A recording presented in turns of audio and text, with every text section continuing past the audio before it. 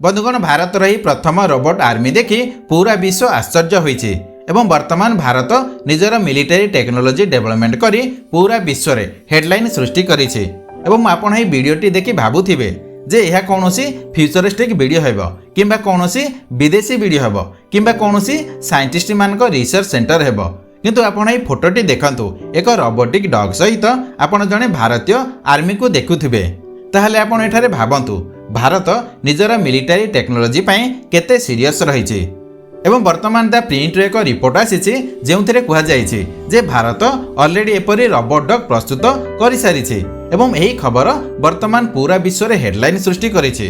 तेणु पूरा विषय कोन जानिबा पई वीडियोटी शेष पर्यंत देखंतु।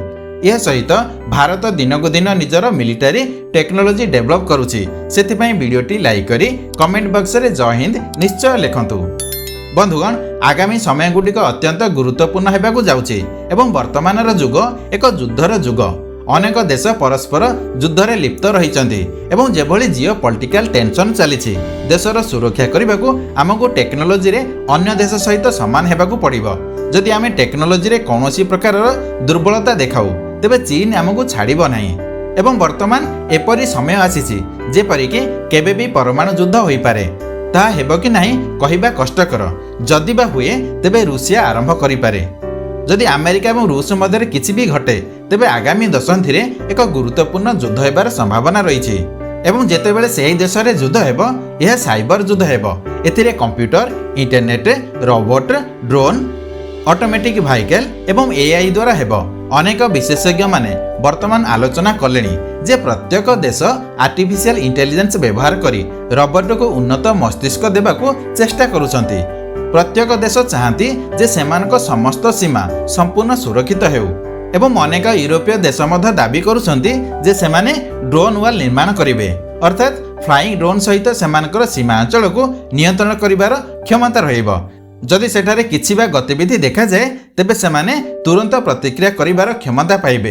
तेणु भारत मध्य निज देशर सीमा को सुरक्षा करिबा पई आर्मी टेक्नोलोजी डेवलप करूछि एवं वर्तमान दा प्रिंट रे एक रिपोर्ट आसीछि जेउथिरे कुहा जायछि जे भारत इमरजेंसी प्रोक्योरमेंट योजना अधीन रे गत वर्ष सेप्टेम्बर मासरे भारत 100टी रोबोट डॉग ऑर्डर करिछि एवं आपन को कहबो जे एही इमरजेंसी प्रोक्योरमेंट एभली एक स्कीम जहाँ भारत सरकार इंडियन आर्मी पई प्रस्तुत करिसंती जेउ स्कीम माध्यम रे भारतीय सेनार वरिष्ठ अधिकारी माने इंडियन आर्मी रो कौनसी आवश्यकता अनुसार इमरजेंसी प्रोक्योरमेंट करि पारिबे माने टेक्नोलोजी एडवांस जहाँ इंडियन आर्मी को आवश्यक सेथिपई 300 करोड़ दिया जायछि जहाँ द्वारा भारतीय सेना निजे एही प्रकार उपकरण किनि पारिबे एवं यार प्रत्यक्ष लाभ हेउछि एही रोबोटिक डॉग्स माने जो माने भारतर प्रथम रोबोटिक आर्मी होइचंती एवं एपरी डॉग्स मध्यरु वर्तमान सुधा 25टी आसी सारिछि एवं आगामी समय रे आहुरी 75टी आसी जिवो एवं आपन को कहबो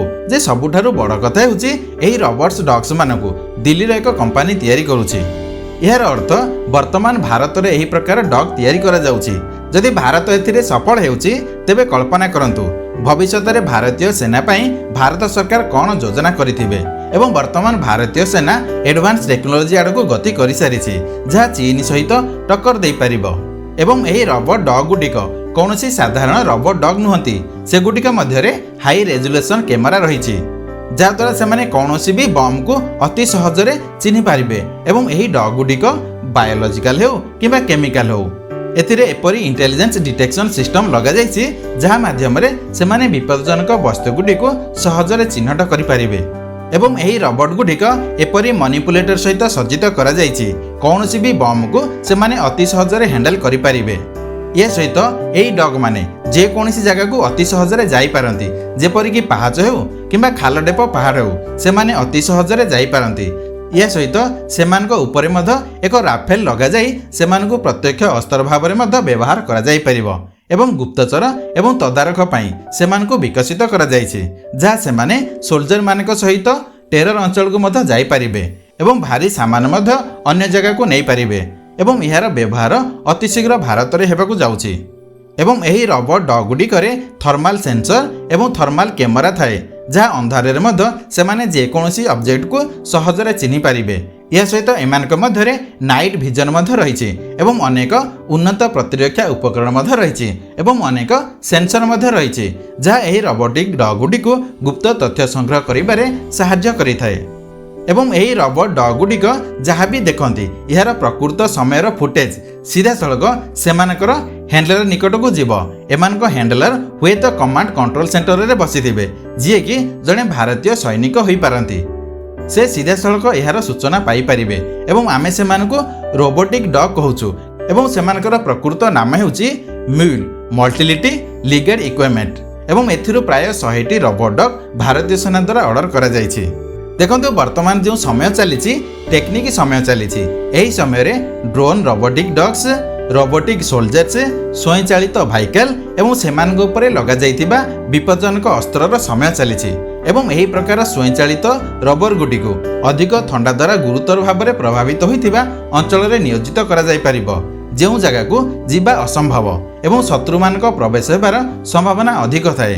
ଏହା ସହିତ ଏହି ଆର୍ଟିଫିସିଆଲ ଇଣ୍ଟେଲିଜେନ୍ସ ଏବଂ ରୋବୋଟିକ୍ ଇଞ୍ଜିନିୟରିଂରେ ଏକ କ୍ରାନ୍ତି ସହିତ ଏକ ନୂତନ ଅସ୍ତ୍ର ପ୍ରତିଯୋଗିତା ସୃଷ୍ଟି କରିଛି ଏବଂ ଏହି ଦୁଇଟି ଜିନିଷ ସମସ୍ତ ଦେଶକୁ ଏହି ଦିଗରେ ବିନିଯୋଗ କରିବାକୁ ବାଧ୍ୟ କରିଛି। ଏବଂ ଆପଣଙ୍କୁ କହିବୁ ଚୀନ ବର୍ତ୍ତମାନ ସମୟରେ ଆର୍ଟିଫିସିଆଲ ଇଣ୍ଟେଲିଜେନ୍ସ ଏବଂ ରୋବୋଟିକ୍ ଆର୍ମ ମେସିନ୍ ଉପରେ ଅନେକ ଇନଭେଷ୍ଟ କରିଛି। ଏହା ସହିତ ଚୀନ ଏପରି ରୋବଟ୍ ଡଗ୍କୁ ତାର ଆର୍ମିରେ ଅନ୍ତର୍ଭୁକ୍ତ କରିସାରିଛି ଏବଂ ବେଳେବେଳେ କ'ଣ ହୁଏ ବିଭିନ୍ନ ଦେଶ ସହିତ ଯୁଦ୍ଧ ଅଭ୍ୟାସ କରାଯାଏ।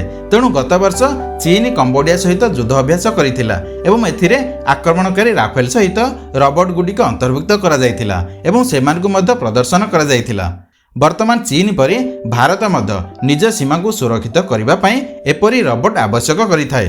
ତେଣୁ ଆଗାମୀ ସମୟରେ ଆପଣ ଦେଖିବେ ଯେ ଏହି ରୋବଟ୍ ଗୁଡ଼ିକ ଯୁଦ୍ଧ କ୍ଷେତ୍ରରେ ଅଂଶଗ୍ରହଣ କରୁଥିବେ ଏବଂ ଏହି ଯୁଦ୍ଧର ଅଧା କେବଳ ଇଣ୍ଟରନେଟରେ ଲଢ଼ାଯିବ। ତେଣୁ ଏହି ବିଷୟରେ ଆପଣଙ୍କର ମତାମତ କ'ଣ? ଏହି କ୍ଷେତ୍ରରେ ଭାରତ କେତେ ଇନଭେଷ୍ଟ କରିବା ଦରକାର? ଦୟାକରି କମେଣ୍ଟ ବକ୍ସରେ ଆପଣଙ୍କର ମତାମତ ଜଣାନ୍ତୁ ଏବଂ ଏହି ଭିଡ଼ିଓଟି ଆପଣଙ୍କର ସାଙ୍ଗମାନଙ୍କ ସହିତ ସେୟାର କରନ୍ତୁ। ଭିଡ଼ିଓଟି ଶେଷ ପର୍ଯ୍ୟନ୍ତ ଦେଖିଥିବାରୁ ଧନ୍ୟବାଦ। ଜୟ ହିନ୍ଦ।